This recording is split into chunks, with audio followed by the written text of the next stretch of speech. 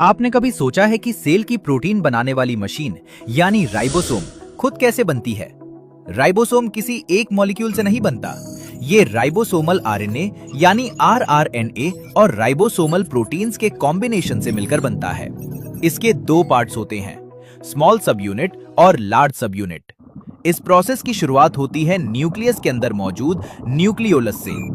Nucleolus के अंदर DNA में प्रेजेंट आरआरएनए जीन्स को कॉपी किया जाता है, जिसे ट्रांसक्रिप्शन कहते हैं। इस प्रोसेस से आरआरएनए बनता है।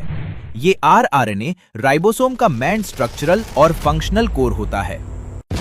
अब सवाल आता है, राइबोसोमल प्रोटीन्स कहां बनते हैं?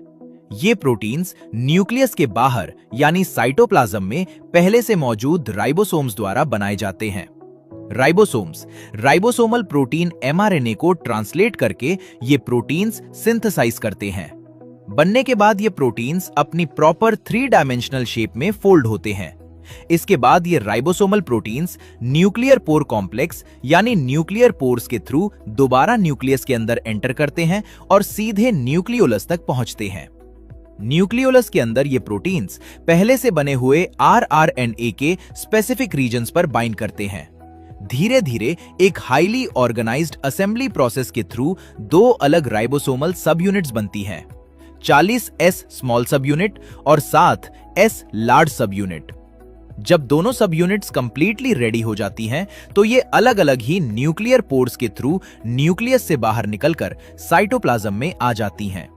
ध्यान रहे, इस स्टेज पर ये अभी भी सेपरेट और इनएक्टिव होती हैं।